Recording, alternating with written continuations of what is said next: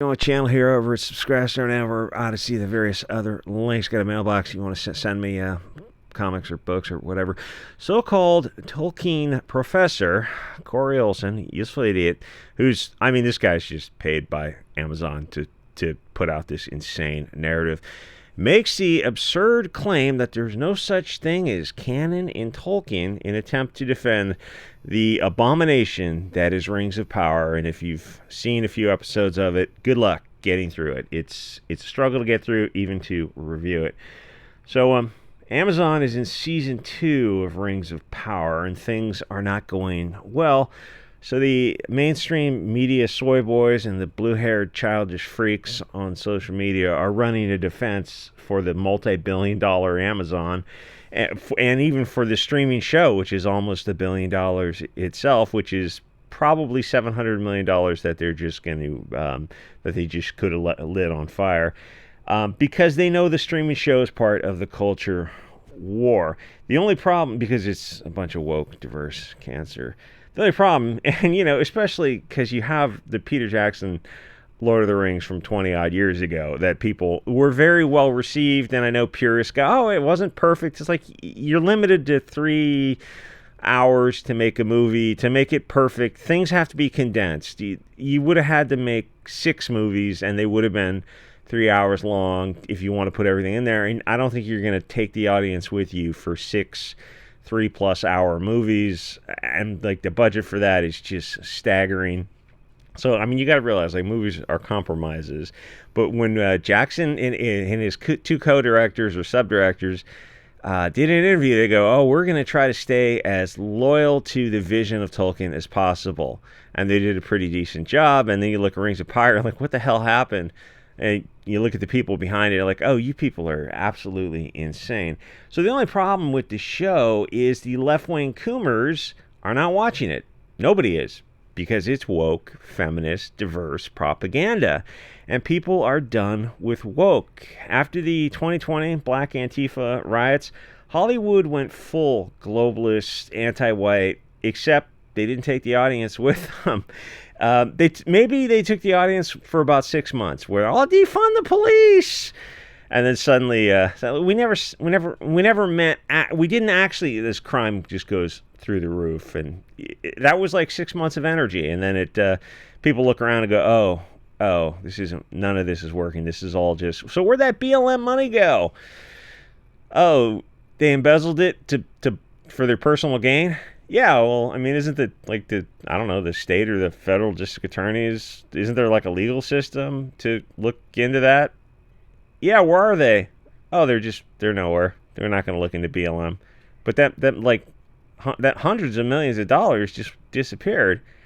Right. I think they actually raised billions of dollars for BLM. And you think, oh, okay, you're going to do something constructive with it, build a school or fund a scholarship? Nope, it just disappeared. Nobody asked any questions, because it's not politically correct to say that the BLM people stole the money. But they did steal the money. Anyway, so Wonder Woman 84 was a great example of them putting diversity in places it didn't make sense. If you've sat through that 2.5-hour film, I did twice to try to make a video on it. It didn't make sense at all, and it absolutely bombed. But that doesn't stop Hollywood, and they've been losing money ever since. Really, you can go back to 2015, 16, Ghostbusters, and Star Wars, I think, was 2015, and then Ghostbusters was 2016. Diversity, gay themes, girl power, that's all Frankfurt School cancer. And people are just leaving Hollywood behind and finding other things to do. And a lot of it is they go on live streams. You can go on an Odyssey live stream or a Rumble live stream, and there might be a few hundred to a few thousand people. But there's a ton of these type of live streams for different interests, and so people are just all on kind of little different pages here, which is great. It's like, that's the real diversity of thought, but that terrifies our globalist puppet masters who want everyone to listen to the garbage that's on YouTube, and YouTube is just all garbage because they can't say anything. Rumble's a lot better, and Odyssey is even better than that. But really, they want people listening to Amazon streaming services and Warner Brother, HBO, and Disney Plus. They want everybody on that level of paying for this garbage propaganda. And people look at it and like, it's just not. I don't know what Amazon Prime costs or Disney Plus costs anymore. And like they get you in the door. I've never paid for any of that stuff. They get you in the door with things, and then they go, okay, we're going to up the rate, and then we're going to like put advertising in and then up the thing even more. You look at it like, none of this is worth it. And it's not even worth sailing the high seas for this stuff because it's not worth your time. There's nothing good about Rings of Power or The Witcher or Willow. I'm trying to think of the absolute worst things that have come out. Or God, what's that Wheels of Time thing? There's been so many of these. Hey, She-Hulk, how well did that do? How well did Acolyte do? Oh, another POC girl, a black lesbian girl. Great. I didn't order a black lesbian girl. Can I get some blonde-haired, blue-eyed, Swedish girl like out of a Budweiser commercial circa 1984? Like, Hugo Boss says what? Yeah, that's the theme I'm going for. Can I get that? No, you get Indiana Jones fighting the time-traveling Hugo Boss for 3 out of 5 movies. God, everything is so fake and G-slur, R-slur. So Tolkien said that you really have to understand the core material before you do an adaptation of it, which is obvious. Obviously, write what you know, and if you want to write scenes in your stories or treatments, you really have to do a lot of research. Otherwise, you're gonna slip on a little thing, and that's before you write a play or a movie adaptation for Lord of the Rings, which obviously, and Hobbit is in the Silmarillion, and the other stories are ripe for adaptations. In fact, even some little pieces of the stories, like the oh God, who was that guy who he was out in the woods? Not the bear guy, the other guy whose wife was like Goldenrod or Golden Bush or something kind of a little. It was like. For modern day, it was something a little off about that name. I don't remember what it was. A little something like stuck in the back of it. It was like gold. I don't know. There was like a full story just in that, or the story of the spiders in the in Mirkwood in the Hobbit. Like you could probably just do sub stories of that, or just do stories on the elves off on their adventures. I mean, there's a ton of stuff to tell, but Amazon and Disney Plus and HBO, Warner Brothers are not going to be the ones to tell these stories. And the reality is, nobody is going to tell these stories. Hollywood as a total is over. You're never going to see. The best you got recently was Deadpool and Wolverine, and that wasn't very good. That was just okay. Hollywood, you're never going to see Peter Jackson's Lord of the Rings, something like that, ever again, unless there's like an alternative to Hollywood that crops up, which eventually, if things get so bad with Hollywood, the money is available and it has to go somewhere, and eventually somebody will pop up with an alternative industry. Anyway, so he said you really got to understand stuff, and that was in response to some Hollywood interest in the books back when he was alive, and he rejected them. And Amazon and Hollywood in general do not understand Tolkien because it is blood tribalism at its core, and the left is the opposite. They're filthy globalists. They disagree with the concept of Lord of the Rings, which is why they bought the rights, specifically so they could subvert and corrupt it. They hate Tolkien, they hate Peter Jackson, they hate the books, the movies, they hate everything about it. They hate European people and nationalism and Christianity, so they take a story that has these elements and they twist it and they make it filthy and disgusting so they can push their propaganda of blonde man bad, that European people are not allowed to have heroes, that they must not have anything without without Hollywood's alteration of it. Everything that is European culture and history must be torn down and erased and replaced with groupthink, where every year is year zero in the revolution. There were always Afro-hobbits. Euro-hobbits are not allowed to tell their own stories, even if it's an English fantasy based on small English villages. Even something like that, they have to corrupt it.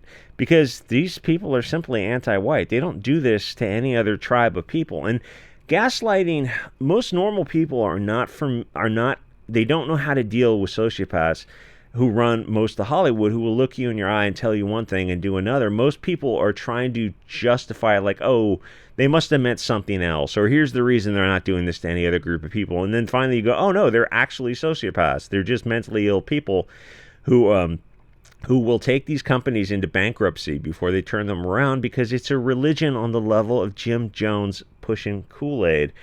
By all means, go tell a African, an Arab, or a Chinese story and race swap the characters to modernize the story. Oh, they never do that. Yeah, they never do that. What? Some Chinese story, it's all just Chinese people. Some Arab story about I don't know, what's that, the candle thing they rub for wishes. Yeah, they never, well, I guess Will Smith was the voice of one of the genies. But you know what I mean. And like when you look at this and you juxtapose these two things together, you go, oh wait, European stories you subvert and corrupt, and you race swap them, and you just take them in name only to push this globalist filthy propaganda from the vermin in Hollywood, but you don't do it to any other ethnic groups or races of people. Why is that? They don't have an answer to that. It's like, well, the answer is, I'm telling you, they hate you. It's okay to understand it and recognize that they are the enemy. What they're doing is erasing and replacing you in the minds of the next generation who watches these movies. You and your people never existed. The stories are only great because non-European people are in them.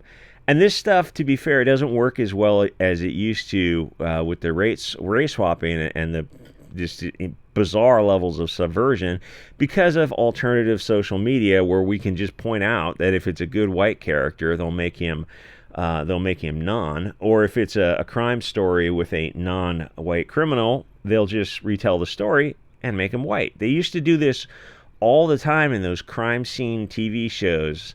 It was so blatant that it's just a bizarre level of gaslighting, where at the end of the show, they would like show you the accused or the criminal who was caught, and you're like, why'd you use a white guy in the show if the guy is not white? And they did that every time. And you go, it's getting really weird. But the thing is, it's so weird that people don't, they want to like justify it somehow, and you go, no, the Hollywood is evil. Hollywood's a machine.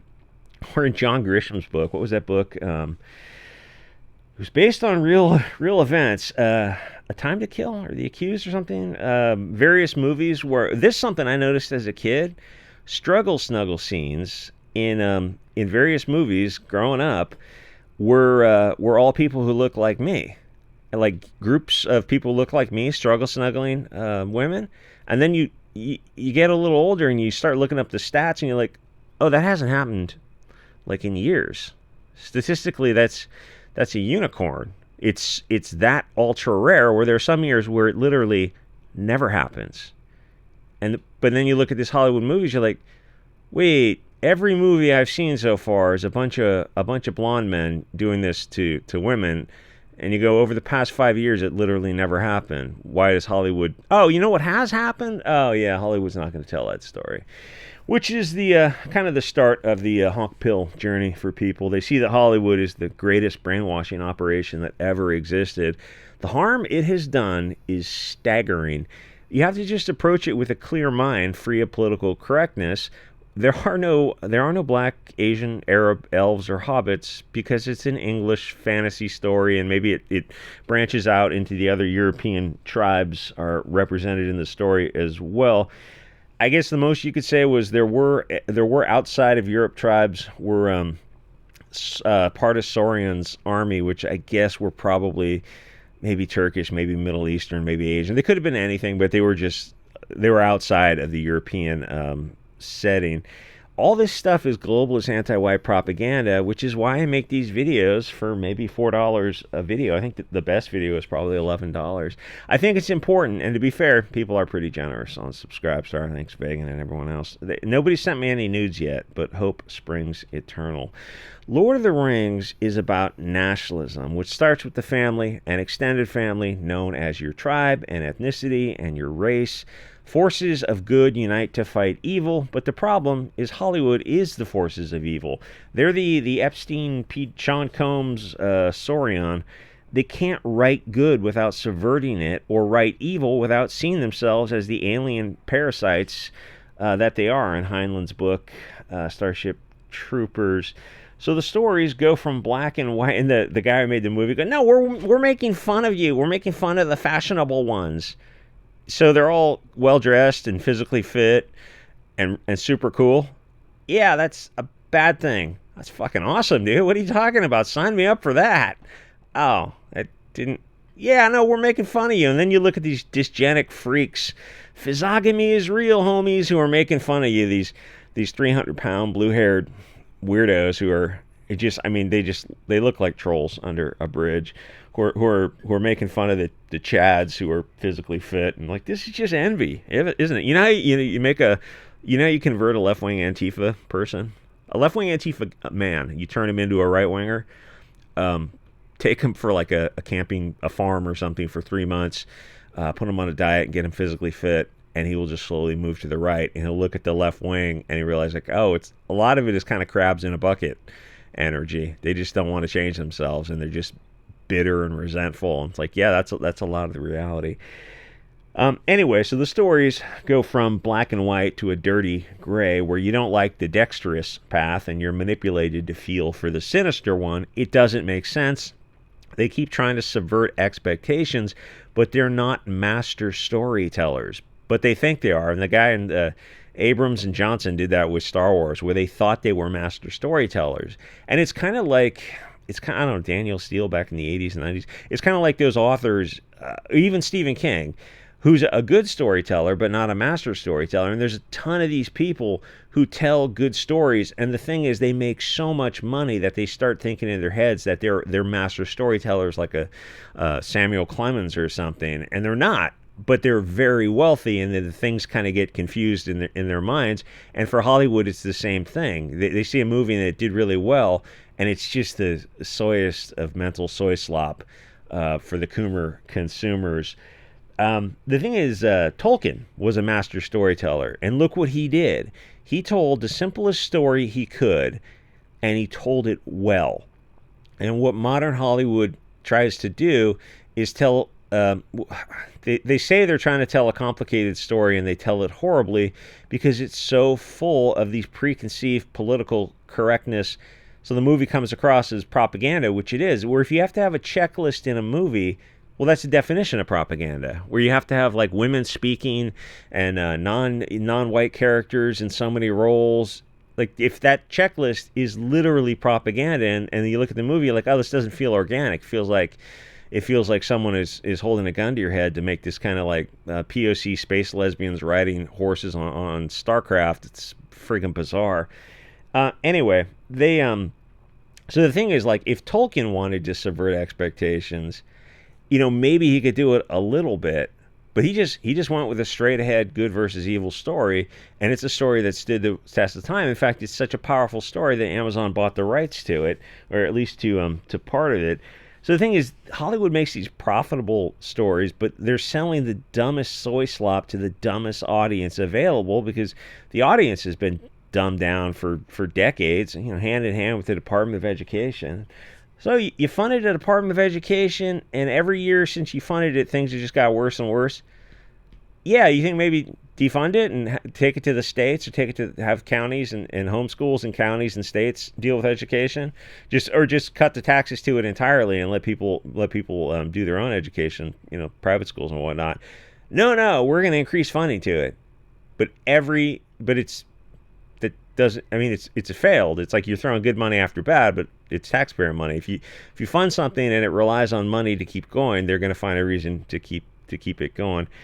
They're terrified of the idea that people will think for themselves, or even form alliances outside the control of their political commissars, which, of course, is absolutely essential. It's the power of, obviously things like militias and like Irish social clubs and whatnot, but it's also things in some small way like Comicsgate or the Phantom Menace. That kind of, when you have a group that's outside of their control, it pings on their radar and they start feeling fear.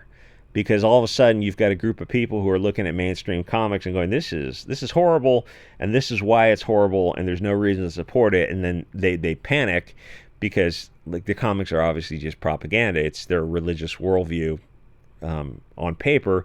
And the same with the movies, and the same with everything else. And if you have groups of people who are coming together to reject it, eventually even Hollywood is going to run out of other people's money. Larry Finks and BlackRock, State Street, Vanguard, and all the other type of people. Eventually, it's like, oh, we can't.